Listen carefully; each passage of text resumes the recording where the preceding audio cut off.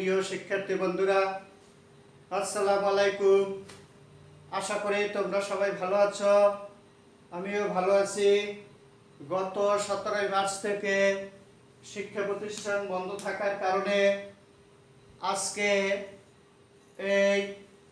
আমরা তোমাদের শিক্ষা কার্যক্রম পুষিয়ে নেওয়ার জন্য এই অনলাইন ক্লাসের ব্যবস্থা করেছি। সেই ধারাবাহিকতায় আজকে আমি আবার তোমাদের মাঝে অনলাইন ক্লাস নিয়ে উপস্থিত হয়েছি। আজকে আমি তোমাদের মাঝে যে শ্রেণীর ক্লাস নিয়ে উপস্থিত হয়েছি হলো শ্রেণী নবম, বিষয় গণিত, অধ্যায় নবম। আজকের পাঠ আমাদের পূরক কোণের ত্রিকোণমিতিক অনুপাত কিভাবে নির্ণয় করতে হবে সেই বিষয়গুলো নিয়ে আমরা আলোচনা করব।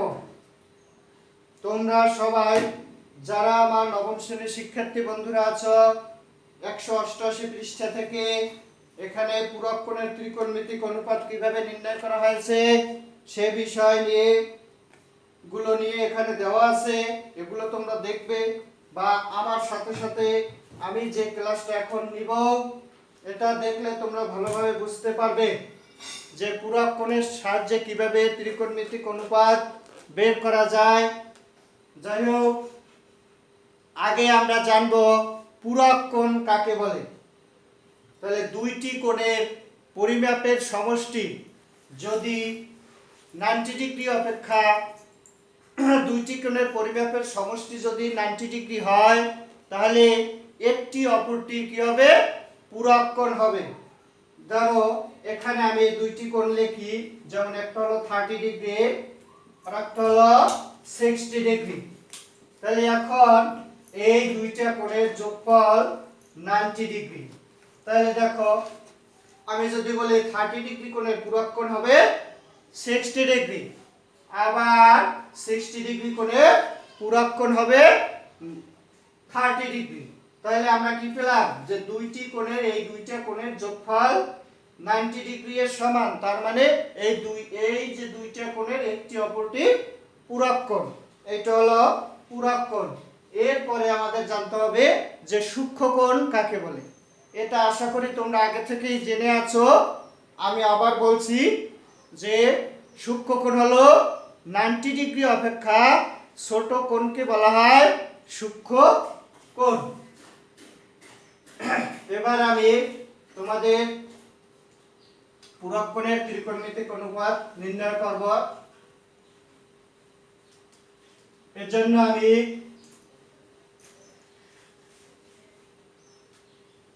আগে একটি আমাদের সমকোণী ত্রিভুজ অঙ্কন করতে হবে বা সূক্ষ্মকোণী ত্রিভুজ যাই বলি। আমি একটি সমকোণী ত্রিভুজ অঙ্কন করি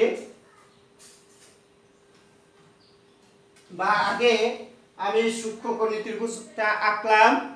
সূক্ষ্মকোণী ত্রিভুজটা x ও y, এখানে x ও y আমি একটি সূক্ষ্মকোণ অঙ্কন করলাম। তো এরপরে আমি এই যে কোণটা x ও y কোণের এইটা হলো সূক্ষ্মকোণ, মনে করি x ও y ইকুয়াল থিটা। আমি এই সূক্ষ্মকোণটাকে থিটা এর সাহায্যে প্রকাশ করলাম। এরপরে আমি ও y এর উপর p একটি বিন্দু নিলাম। তাহলে p বিন্দু থেকে আমরা কি করব? ও x এর উপরে একটি লম্ব অঙ্কন করব। তাহলে ও x এর উপর p এর লম্ব অঙ্কন করলাম। তাহলে আমাদের এখানে দেখো এইটা হলো 90 ডিগ্রি, তারপরে এটা হবে কত ডিগ্রি কোণ?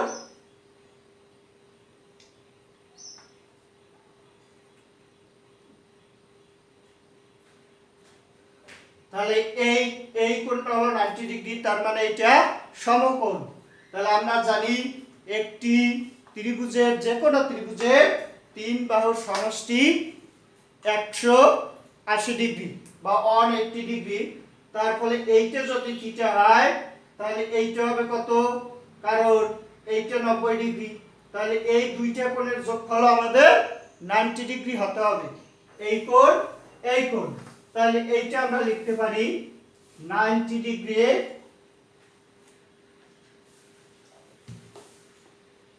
90 ডিগ্রি মাইনাস থিটা। তাহলে এই কোণটা হলো 90 ডিগ্রি মাইনাস থিটা। তাহলে এই যে আমরা একটা ত্রিভুজের ভিতরে তিনটা কোণ পেয়েছি, তাহলে এই কোণের পূরক কোণ হলো 90 ডিগ্রি মাইনাস থিটা, আবার 90 ডিগ্রি মাইনাস থিটা এর পূরক কোণ থিটা। তাহলে এই যে দুইটা কোণ, এই দুইটাই হলো, এই দুইটার সমান আমরা 90 ডিগ্রি পাবো। যাই হোক, এরপরে দেখো এই পিএম লম্ব যদি ও পিএম লম্ব ও এক্স হয়, তাহলে কি পাই? দেখো ও এম পি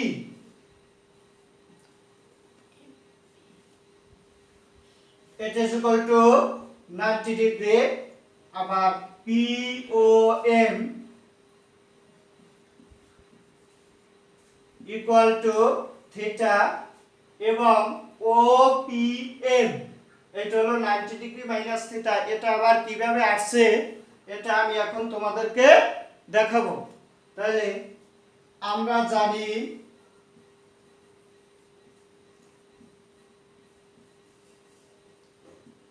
ত্রিভুজের তিন কোণের সমষ্টি সমান 180 ডিগ্রি। সেই অনুপাতে আমরা বলতে পারি যে OPM plus PMO plus POM equal 180 degree. তাহলে এখানে আমরা এই যে তিনটা কোণ সমান ইকুয়াল টু আমরা পেয়েছি 180 ডিগ্রি। তাহলে এখন আমাদের OPM মান বের করতে হবে। কিভাবে আসে দেখো, কোণ OPM, তাহলে কোণ PMO এটা হলো 90 ডিগ্রি, কোণ POM এটা হলো থিটা ইকুয়াল টু 180 ডিগ্রি। এখন কোণ OPM এই 90 ডিগ্রি প্লাস এই 90 ডিগ্রি প্লাস থিটা, এটাকে আমরা পক্ষান্তর করব।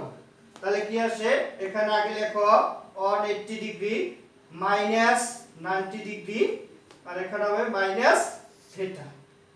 তাহলে এখন 180 ডিগ্রি থেকে 90 ডিগ্রি বাদ দিলে হয় 90 ডিগ্রি মাইনাস থিটা। তাহলে বোঝা গেছে? আশা করি তোমরা বুঝতে পারছো যে OPM এটা কেন 90 ডিগ্রি মাইনাস থিটা হলো। তাহলে এভাবে কিন্তু 90 ডিগ্রি মাইনাস থিটা এই কোণটা আমরা পেয়েছি। যাই হোক, এবার আমরা এই যে ত্রিভুজের তিনটি কোণ পেয়েছি, এই তিনটি কোণের সাহায্যে আমরা ত্রিকোণমিতির পূরক কোণের ত্রিকোণমিতিক অনুপাতগুলো ভালোভাবে নির্ণয় করতে পারবো।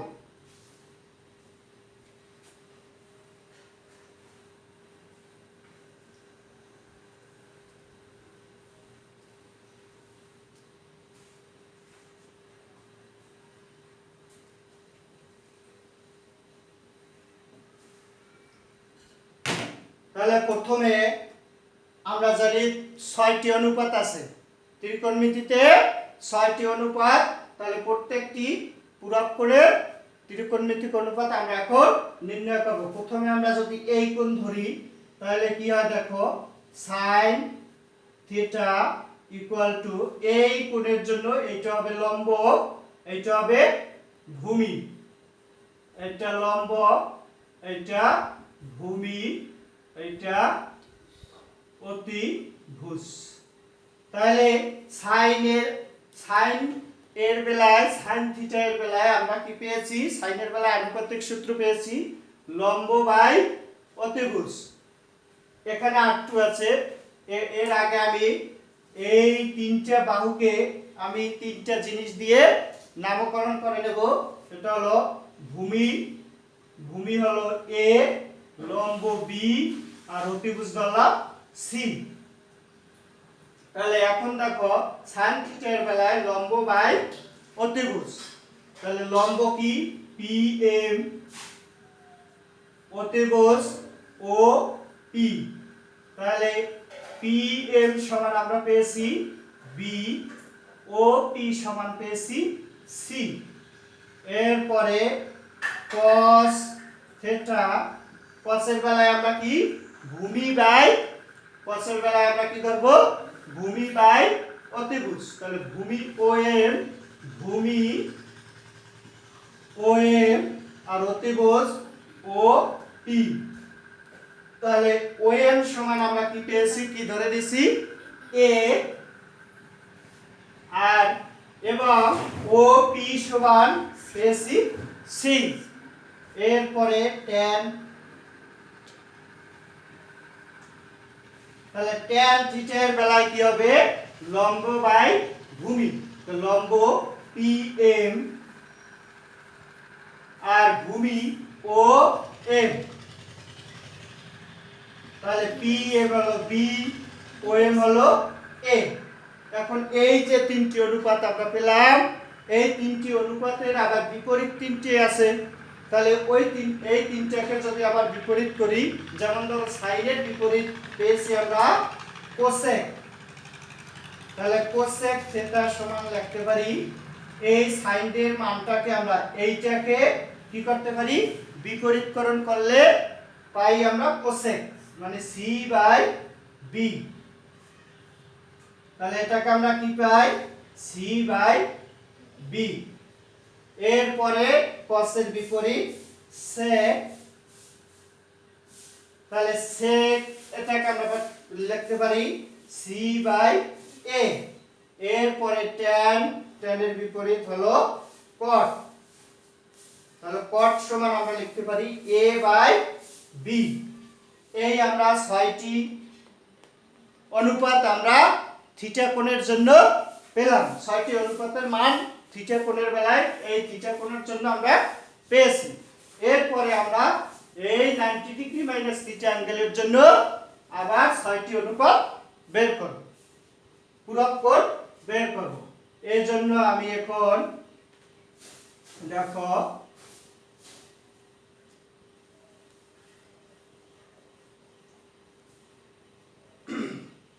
তাহলে এখানে লক্ষ্য করো, এই যে 90 ডিগ্রি মাইনাস থিটা এই অ্যাঙ্গেলের জন্য এইটা হবে লম্ব, এইটা হবে ভূমি, এইটা হবে অতিভুজ।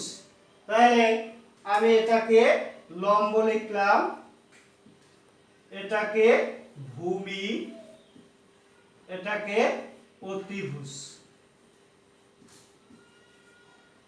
তাহলে এখন sin 90 degree minus theta equal কি হয় দেখো। তাহলে sin 90 ডিগ্রি মাইনাস থিটা এই অ্যাঙ্গেলের জন্য এটা লম্ব, এটা ভূমি, এটা অতিভুজ। তো লম্ব বাই অতিভুজ OM by OP, OM by OP equal কি আসে দেখো, OM হইলো A আর OP হলো C। তাহলে A বাই C আমরা এখানে এই যে থিটা কোণের জন্য আমরা কত পেয়েছি? A by C। তার মানে A বাই C সমান যদি sin 90 ডিগ্রি মাইনাস থিটা হয়, তার ফলে এই A বাই C সমান আমরা কি পাবো? cos theta. তার মানে sin 90 degree minus theta equal cos theta লেখা যায়। তাহলে এখানে হবে cos থিটা।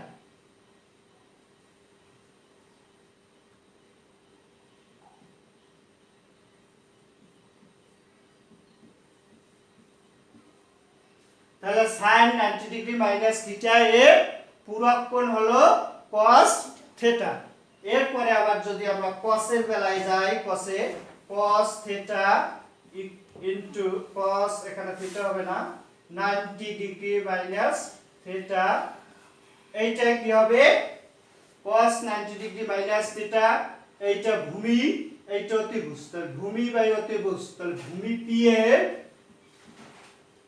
অতিভুজ ও পি, তাহলে পিএম এর মান কি, পিএম এর মান হলো বি আর ওপি এর মান হলো সি, তাহলে B by C, B by C আবার লক্ষ্য করো, এখানে বি বাই সি পেয়েছি কি, এই যে বি বাই সি ইকুয়াল হলো sin থিটা, তার মানে এখানে cos 90 degree minus theta equal B by C, এটাকে লেখা যায় sin থিটা।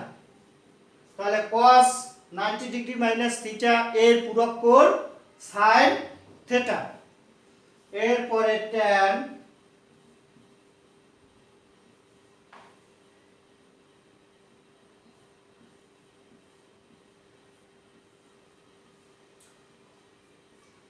তাহলে tan 90 ডিগ্রি মাইনাস থিটা, এইটা লম্ব, এইটা ভূমি, তাহলে লম্ব হলো ও এম, লম্ব ও এম বাই ভূমি পি এম, তাহলে ও এম এ আর ভূমি পি এম বি, তাহলে এখানে লক্ষ্য করো এ বাই বি আমরা পেয়েছি cot theta equal to A by B, তার মানে a বাই b সমান যেহেতু cot থিটা, তাহলে এখানে tan 90 ডিগ্রি মাইনাস থিটা এর পূরক কোণ হবে cot থিটা।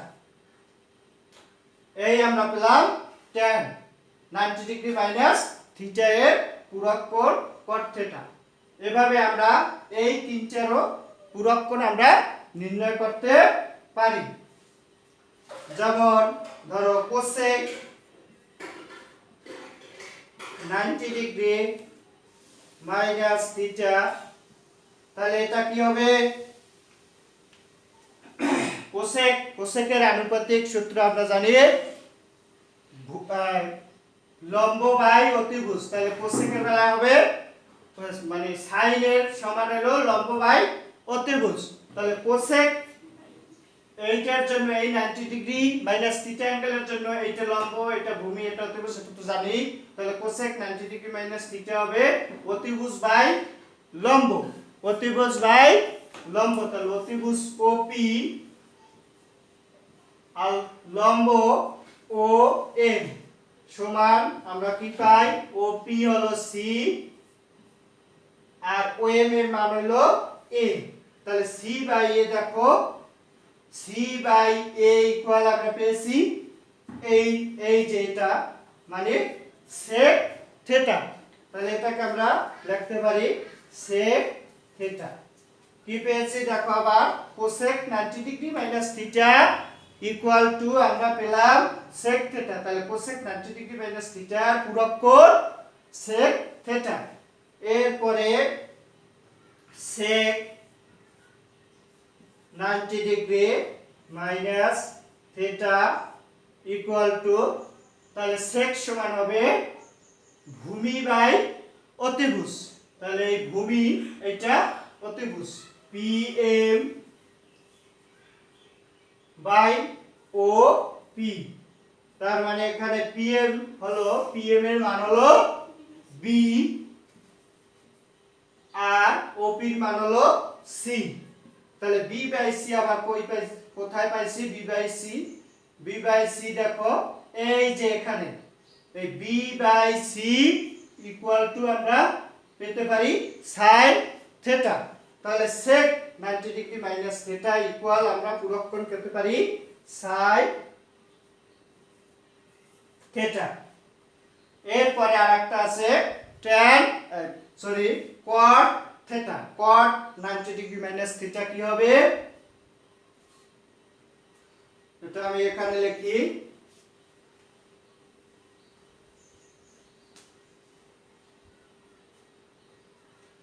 cot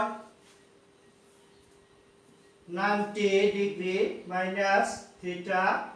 তাহলে cot 90 ডিগ্রি মাইনাস থিটা, এইটার জন্য এটা লম্ব, এটা জানি।